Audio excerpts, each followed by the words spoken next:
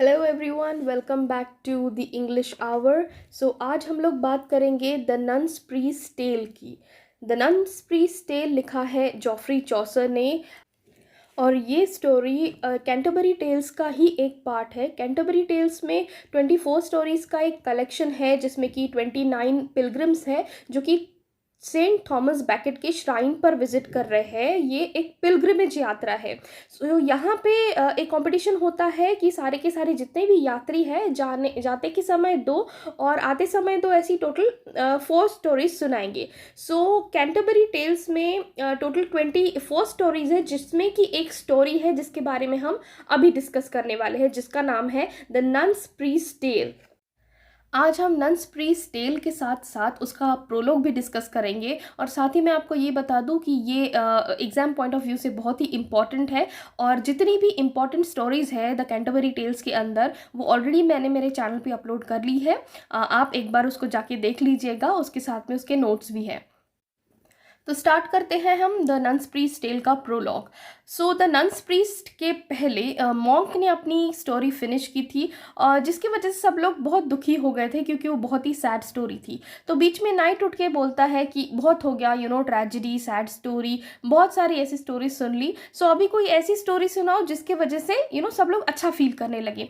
Of course Harry बैली भी इस बात को बहुत ही अच्छी तरीके से अग्री करता है, और जो भी नेक्स्ट है उसको बोलता है कि आप अच्छी स्टोरी सुनाइए जिसमें सैडनेस ना हो, जिसमें ट्रेजेडी ना हो, जिसमें आंसू ना हो, इस टाइप की आप स्टोरी सुनाइए। वो बोलता है नन्स प्रीस्ट को कि आप अपनी स्टोरी स्टार्ट करें। तो प्रीस्ट अपनी स्टोरी की शुरुआत करता है और बताता है कि एक टाइम की बात है, एक विधवा रहती थी जिसकी बहुत ही कम प्रॉपर्टी थी और बहुत ही सादा सा जीवन जीती थी, जिसकी 2 बेटियां थी। और प्रॉपर्टी के नाम पे उसके पास में 3 सूअर, 3 गाय थी और एक भेड़ थी। इसके अलावा उसके पास में एक मुर्गा था जिसका नाम था चैंटिक्लियर, जिसकी 7 मुर्गियाँ थी। तो इन 7 मुर्गियों में से सबसे छोटी जो थी उसका नाम था पर्टिलोट। ये चैंटिक्लियर की बहुत ही फेवरेट हुआ करती थी, और चैंटिक्लियर हमेशा इसके साथ में ही रहता था, इसके साथ में टाइम स्पेंड करता था और सबसे ज़्यादा इसी से प्यार करता था। चैंटिक्लियर अपनी 7 बीवियों के साथ में विडो के घर के सामने एक छोटा सा आंगन बना हुआ था विडो का, वहीं पे रहता था। तो चैंटिक्लियर बहुत ही हैंडसम मुर्गा था। उसकी जो चोंच थी एकदम डार्क ब्लैक कलर की थी। उसकी जो कलगी थी, जो कि जो बना हुआ होता है मुर्गों के सर के ऊपर, जिसको हम कलगी बोलते हैं, वो पिंक कलर की थी। उसके जो लेग्स है वो ब्लू कलर के थे, एंड उसके जो नेल्स है वो लिली फ्लावर्स से भी ज़्यादा वाइट थे। इस तरीके का डिस्क्रिप्शन चैंटिक्लियर का हमको जॉफ्री चौसर ने दिया है। चैंटिक्लियर उस गांव के जितने भी सारे मुर्गे हैं सबसे ज़्यादा हैंडसम, सबसे ज़्यादा सुंदर था, और उसकी आवाज़ भी सबसे ज़्यादा सुरीली थी। मतलब जब ये बांग लगाता था तो वो बांग भी बहुत ही सुरीली आवाज़ में लगाता था।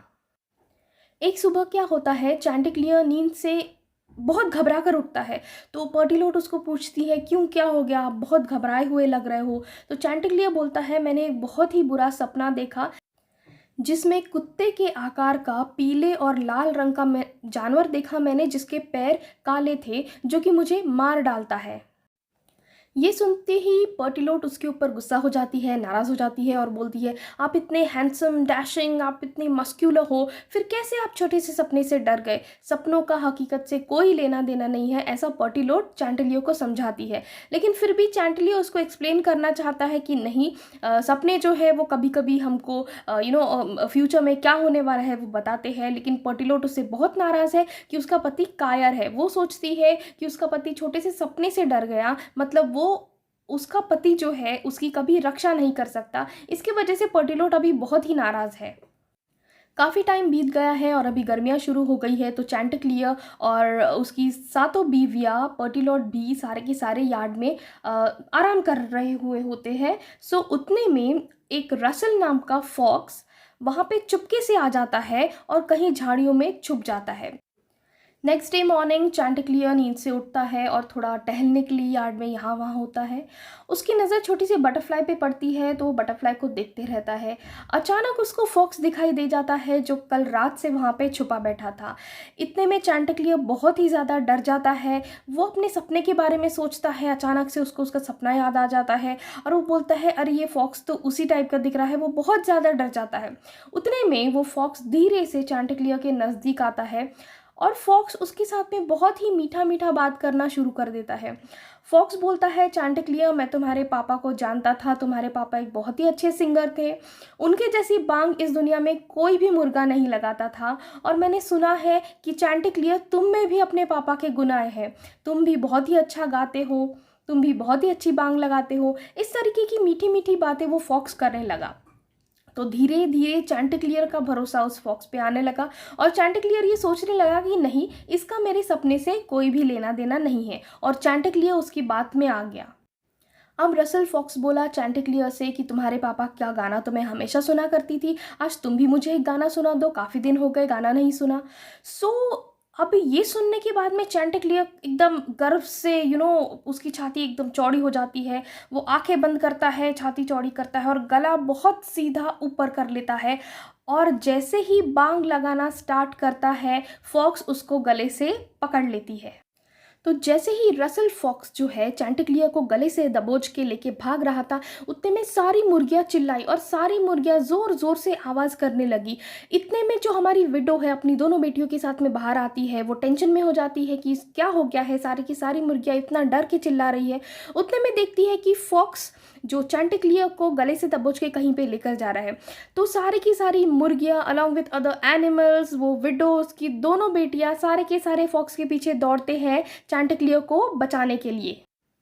अब रसल फॉक्स देखती है सारे के सारे एनिमल्स, विडो, उसकी दोनों बेटियां, जितने भी सारे वहाँ के लोग हैं सारे के सारे इसके पीछे पड़े हैं। तो ये और तेज़ भागती है। उतने में चांटिक्लियर बोलता है रसल फॉक्स को कि तुम बातें बनाने में तो इतनी अच्छी हो, तुम्हारी बातों में मैं भी आ गया, तो क्यों ना तुम इतने सारे लोगों को अपनी बातों से रोक दो। तुम तो इतना अच्छा बात करती हो, तो हो सकता है तुम्हारी बातों में आके उन लोग भी रुक जाए, पीछा करना छोड़ दे। रसल फॉक्स भी उसकी बातों में आ जाती है और जैसे ही कुछ बोलने के लिए अपना मुंह खोलती है वैसे ही चांटिक्लियर उड़ के एक पेड़ पे जाके बैठ जाता है। अब तो मुर्गा फ्री हो गया है, अब ऊपर चढ़ के बैठ गया है, फॉक्स जो है नीचे है। अब फॉक्स फिर से उसकी चापलूसी करने की कोशिश करती है, उसके बारे में अच्छा अच्छा बोलने की कोशिश करती है, लेकिन अब जो है चांटिक्लियर उसकी बातों में नहीं आने वाला। चांटिक्लियर एक बार बेवकूफ़ बन गया, फिर से नहीं बनने वाला है। और यहीं पे नन्स प्रीस जो है अपनी स्टोरी ख़त्म करता है एक मॉरल के साथ में, जो कि वो बोलता है कि कभी भी चापलूसों पर भरोसा नहीं करना चाहिए। उसकी स्टोरी ख़त्म होने के बाद में लोग उसकी बहुत तारीफ़ करते हैं, जितने भी पिलग्रिम्स हैं उसकी बहुत तारीफ़ करते हैं और जॉफ्री चौसर भी उसको बहुत तारीफ़ करता है और थैंक यू बोलता है इतनी अच्छी स्टोरी सुनाने के लिए, क्योंकि अभी तक उन लोग सारे के सारे सैड स्टोरी सुन रहे थे और ये स्टोरी सुन के उनको बहुत अच्छा लगा। इसके लिए जॉफ्री चौसर उसको थैंक यू बोलता है। आई होप ये टॉपिक आपको बहुत अच्छी तरीके से समझ गया होगा। अगर आपको इसके अलावा भी और कोई टॉपिक्स चाहिए एमए इन इंग्लिश लिटरेचर के, तो आप प्लीज़ मुझे कमेंट सेक्शन में बताइएगा। एंड अगेन मैं बोल देती हूँ कि ये जो है पर्टिकुलर टॉपिक ये एग्जाम पॉइंट ऑफ व्यू से बहुत ही इंपॉर्टेंट है और इसके छोटे छोटे पॉइंट जो है एमसीक्यू के रूप में हमको यूजीसी नेट में भी पूछे जाते हैं। अगर आपको एक्सप्लेनेशन अच्छा लगा हो तो प्लीज़ इस वीडियो को शेयर कीजिए अपने MA in English literature appearing students के साथ में, ताकि उनको भी इस वीडियो से बेनिफिट हो। Thank you so much for watching.